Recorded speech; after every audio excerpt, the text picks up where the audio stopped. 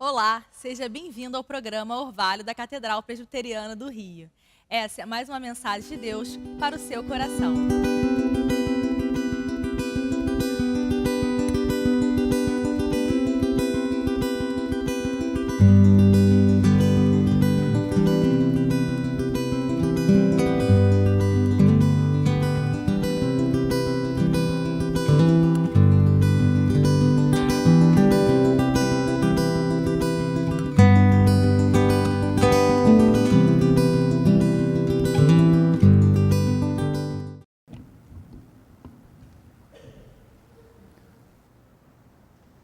Estamos chegando do acampamento Vale de Bênçãos.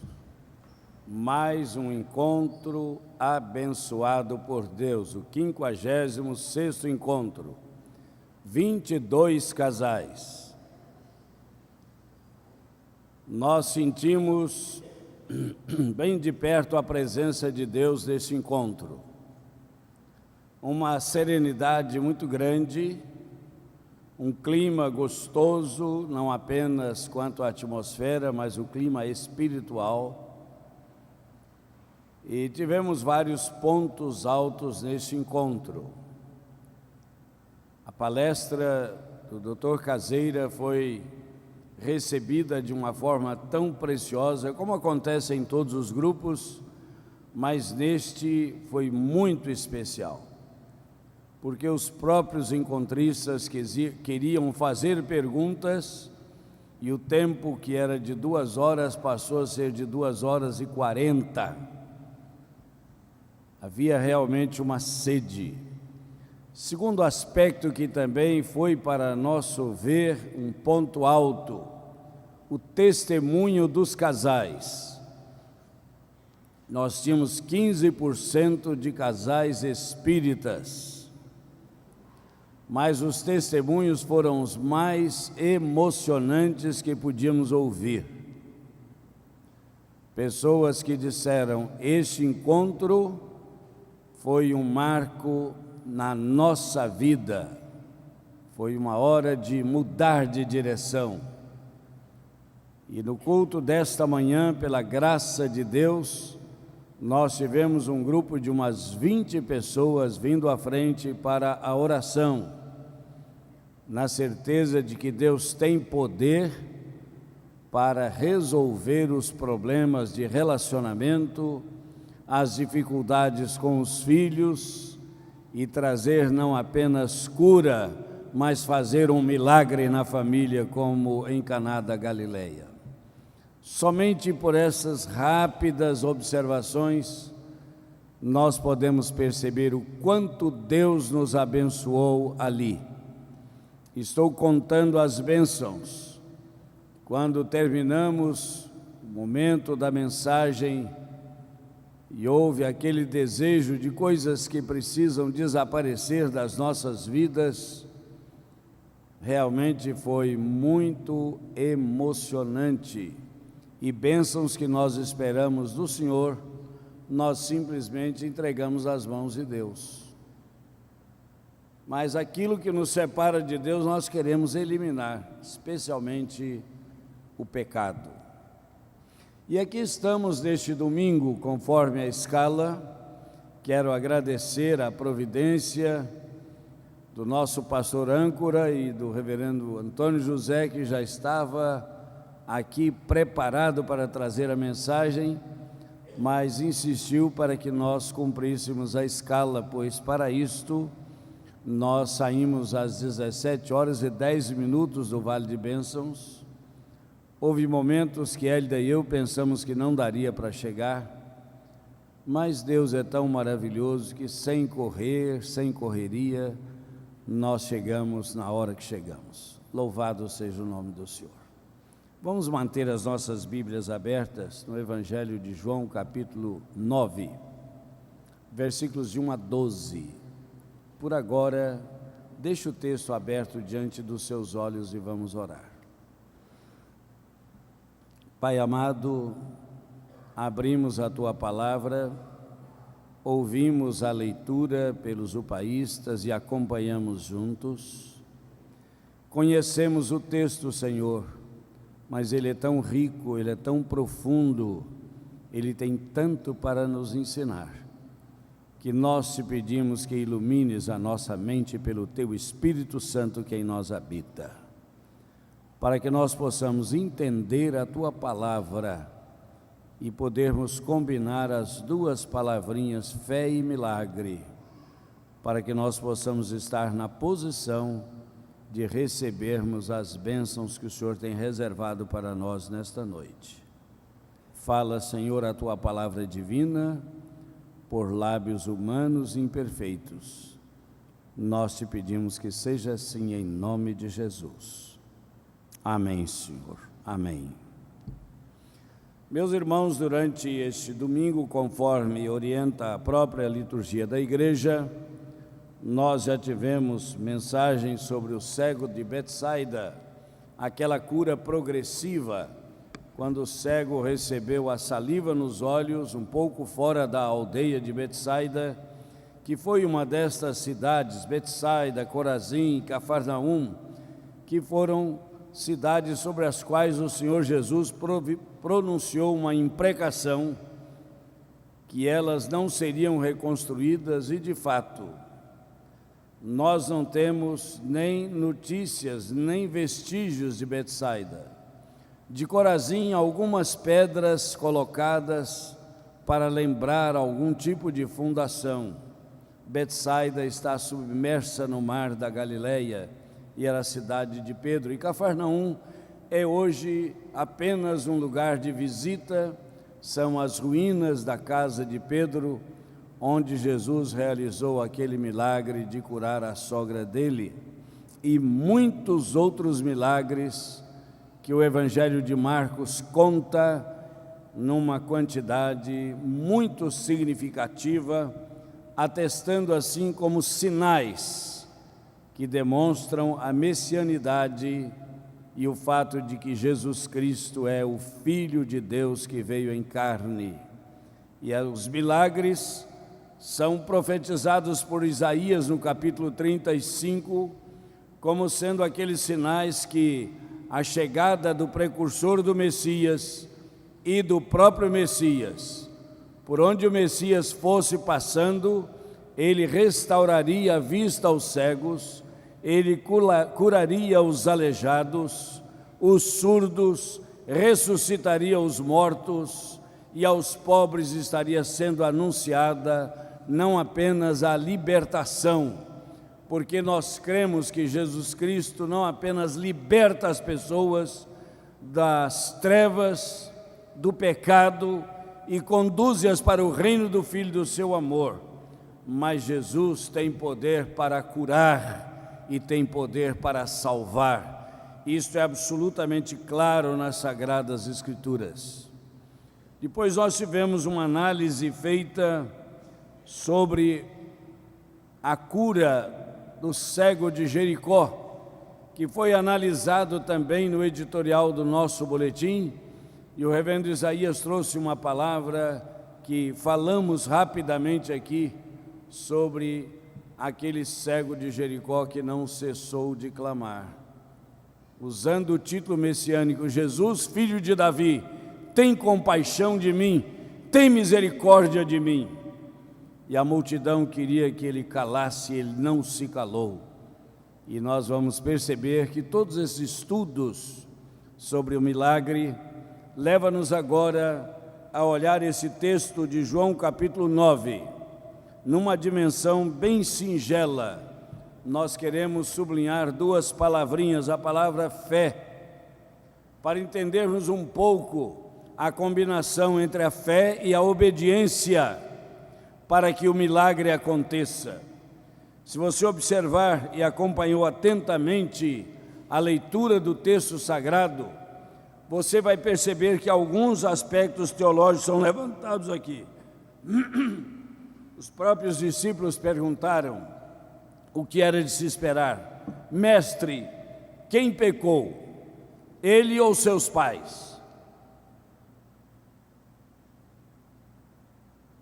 E Jesus respondeu: nem ele, nem seus pais pecaram, mas isto aconteceu para manifestar a glória de Deus. Então, há enfermidades que não são decorrências do pecado. Este raciocínio simplista de que o justo não pode sofrer, o ímpio deve e vai sofrer. A própria história de Jó mostra que não é assim. E agora Jesus vai ensinar que não foi ele nem seus pais que pecaram, mas aquela enfermidade de nascença. E o homem que foi curado tinha os seus 42 anos presumíveis. E ele foi curado de uma forma maravilhosa, semelhante àquele cego lá de Betsaida. Em Betsaida, Jesus passou a saliva, mas aqui no caso desse cego de nascença, ele fez um lodo com o pó da terra. O homem foi criado do pó da terra, e este lodo foi colocado nas suas pálpebras. Mas não é o barro que tinha o poder curativo, o toque curador é de Jesus. E ele disse àquele cego de nascença: vai ao tanque de Siloé, lava-te. Siloé significa enviado. E ele obedeceu, porque fé inclui obediência. Ele foi, lavou os olhos. Quando levantou os olhos pela primeira vez, ele viu. E ele estava ali naquele campo do oleiro, e ele podia olhar do lado e ver a esplanada do templo, e o templo ainda não tinha sido destruído. Ele podia ver todo o entorno e olhar para o outro lado, ver o Vale do Cedron e ver também o Monte das Oliveiras. E imagine a emoção desse cego de nascença vendo pela primeira vez. Ele volta dali do tanque de Siloé até chegar lá próximo ao templo. E vocês sabem que Jesus se misturou no meio da multidão e ele não conseguiu ver Jesus daquela vez. Foi por isso que no finalzinho da nossa leitura de hoje você notou, eles perguntaram: onde está ele?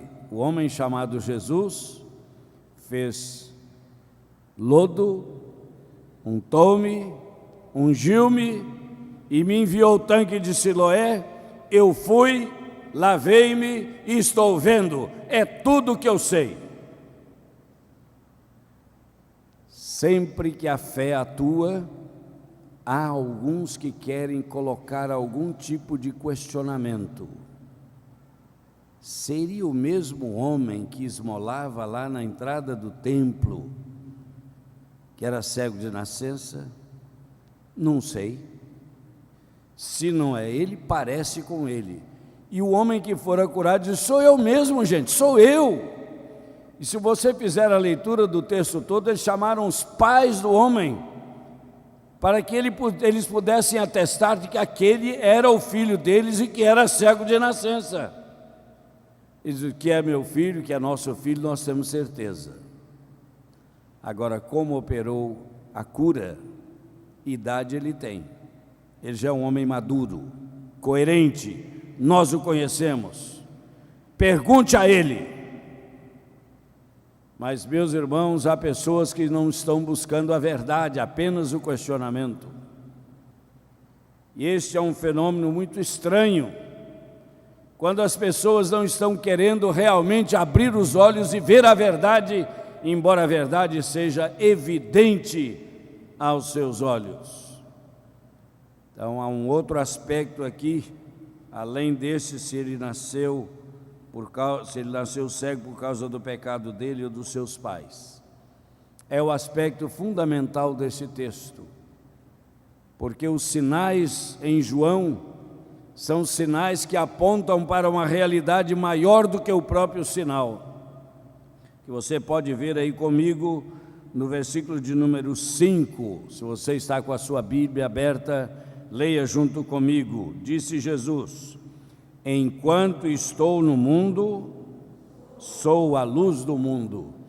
E ele disse isto antes de fazer o lodo, antes de aplicar o lodo, antes de realizar o milagre, porque a verdadeira visão não é apenas a visão física.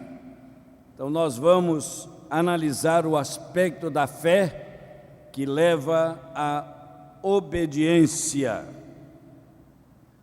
O que é fé? Hebreus 11:1 diz que fé é a certeza de fatos que se esperam, é a certeza de coisas que se não veem, e a convicção de fatos que se esperam.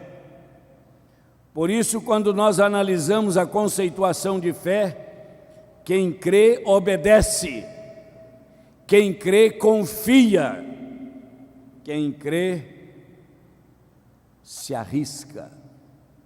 Por isso, o teólogo dinamarquês Søren Kierkegaard, ele teria afirmado a respeito da nossa caminhada de vida.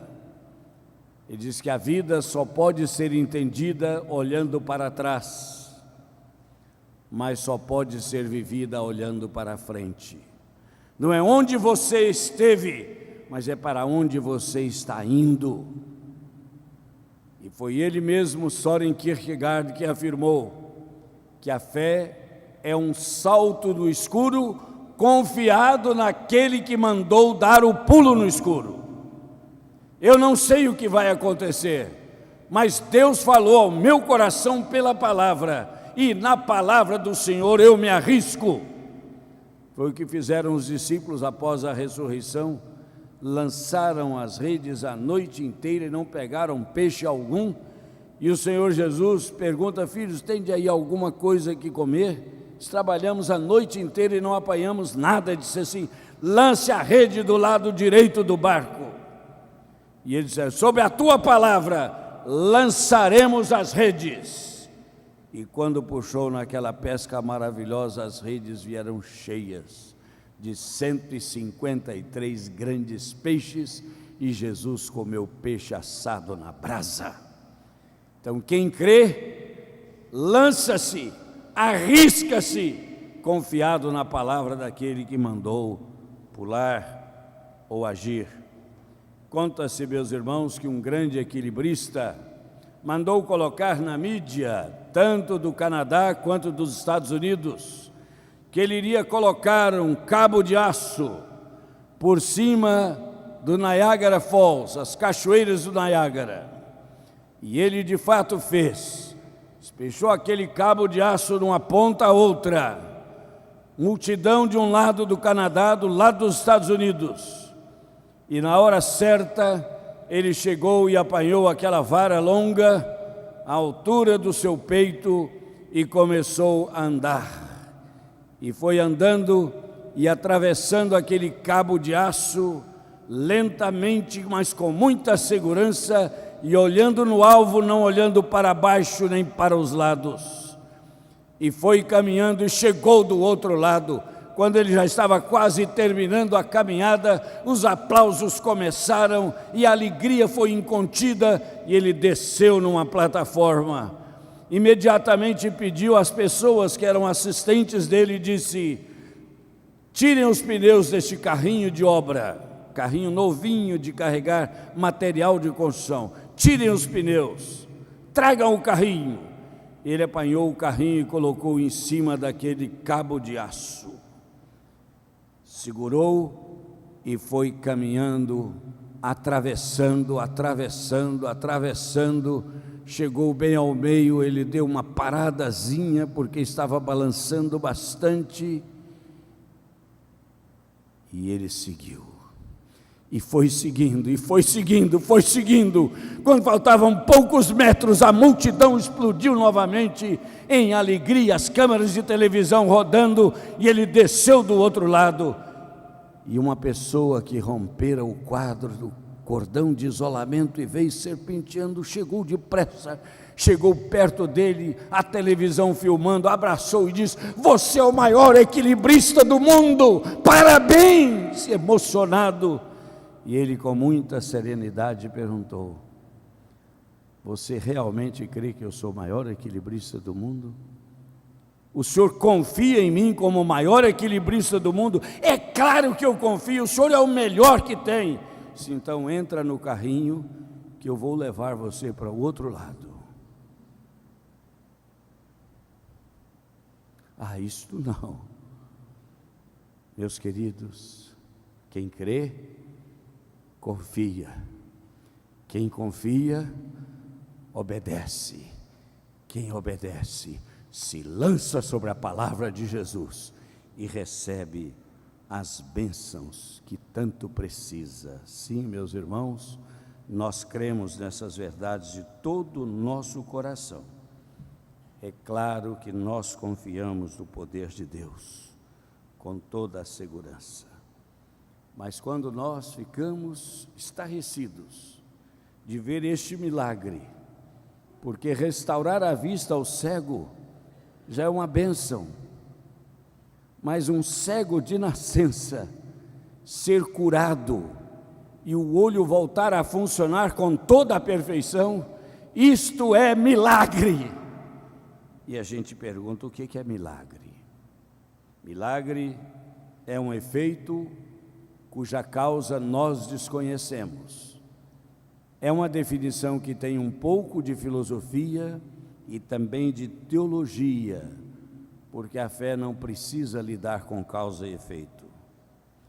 Santo Agostinho declarou que milagre não é uma quebra das leis da natureza que foram criadas pelo próprio Deus.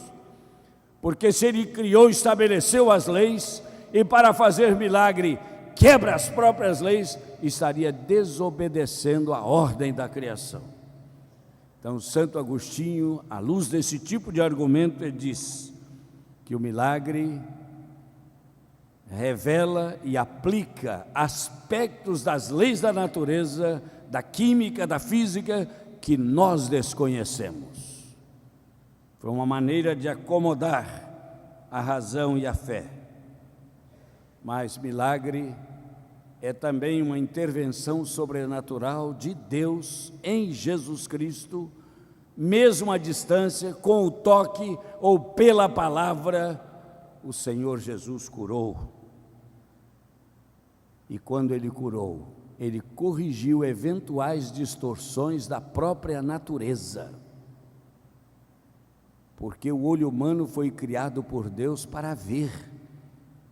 E se ele não está vendo, se ele perdeu a capacidade da visão, seja no nervo óptico, seja onde for, Deus tem poder para restaurar o órgão à sua função, porque o olho foi criado por Deus para ver.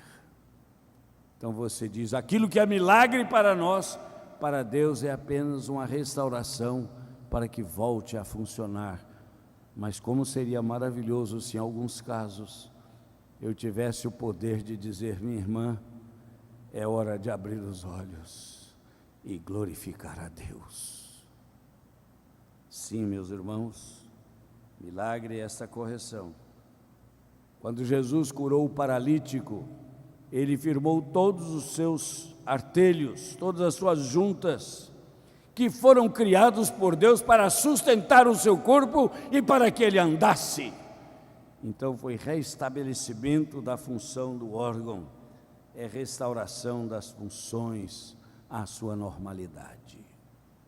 Talvez na sua mente lógica, inteligente, você esteja pensando, mas reverendo, e o caso da ressuscitação ou da ressurreição dos mortos? Quando há uma falência completa dos órgãos e a pessoa fica inerte, como nós pregamos aqui sobre a cura de Lázaro. Ele já estava sepultado há 4 dias, já começando a decomposição, e a irmã disse, Senhor, já cheira mal, é de 4 dias, e diz, remover a pedra. Lázaro, vem para fora. E ele se levanta e vem andando todo enfaixado. Desatai-o, deixai-o ir. Meus irmãos, este milagre também é devolver as funções vitais. E Lázaro continuou a sua vida no tempo por Deus reservado. Mas se você observar bem, nós já afirmamos, inclusive no editorial do boletim no domingo, que falamos sobre a cura de Lázaro. Que Lázaro foi curado, passou por uma ressuscitação, mas voltou a morrer. Jesus Cristo foi ressuscitado, ressuscitou dos mortos, para nunca mais morrer. Ele é as primícias dos que dormem.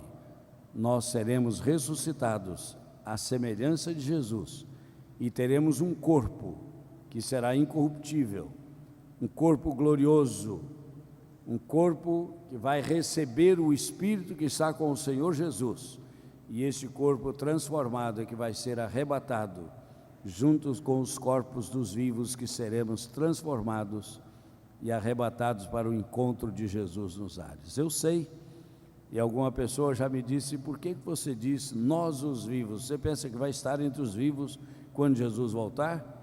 Pode estar certo de uma coisa: eu espero e oro e digo para o Senhor que eu ficaria profundamente grato se, ao invés de precisar passar pela morte, que não tenho o menor medo de morrer,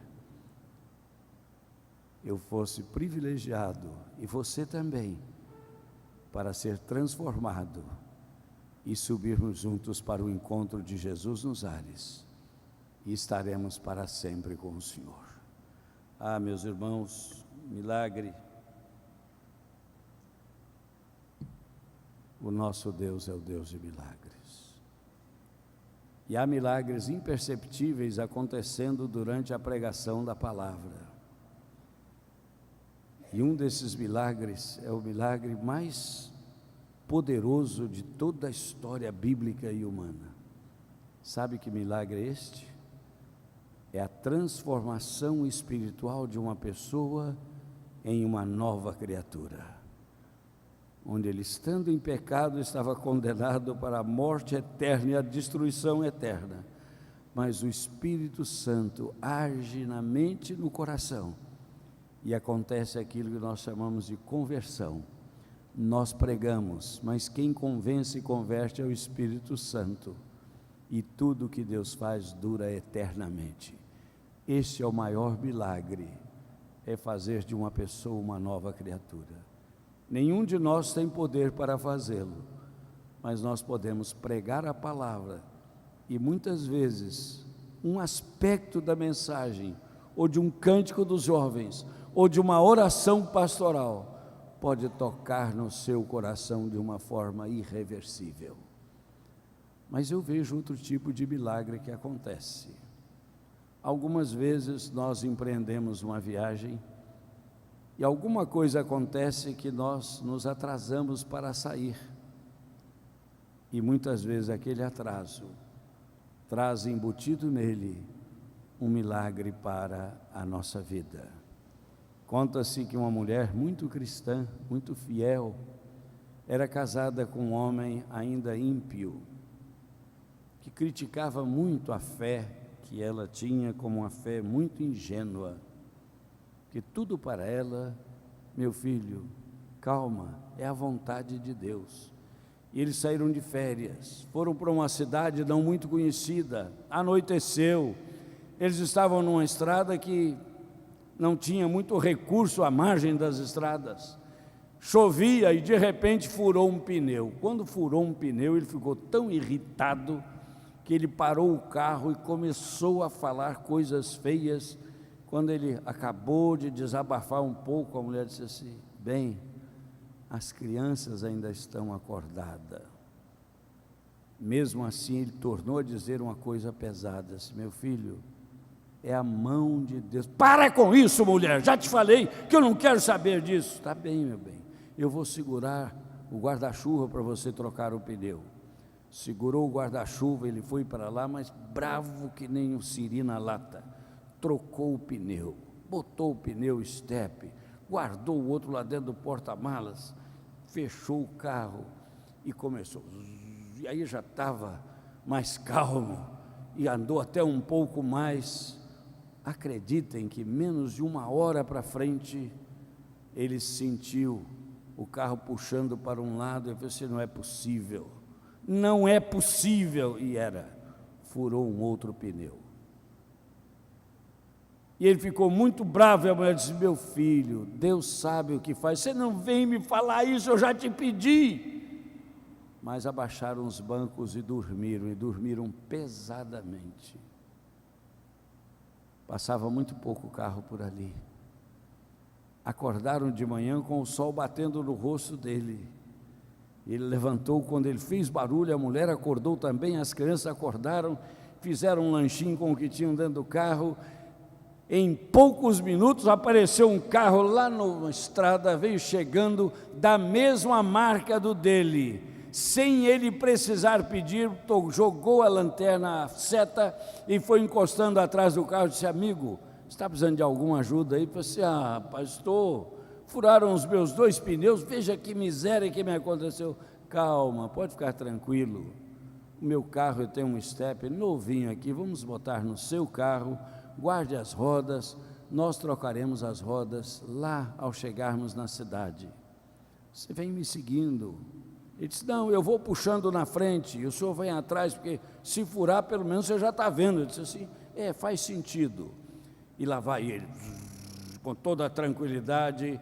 De repente ele viu folhas de um lado e do outro na estrada, policiais com lanternas e fazendo sinal para parar. E ele parou, ainda não tinham feito o desvio, ele desceu do carro e o policial disse: a 30 metros aqui na frente, com aquela tempestade de ontem, arrancou a ponte e tudo, e tem um abismo de mais de 30 metros. Quando ele chegou lá e olhou, ele arrepiou-se todo e começou a chorar, e abraçou com a mulher e disse: meu bem, você tinha razão, Deus sabe o que faz.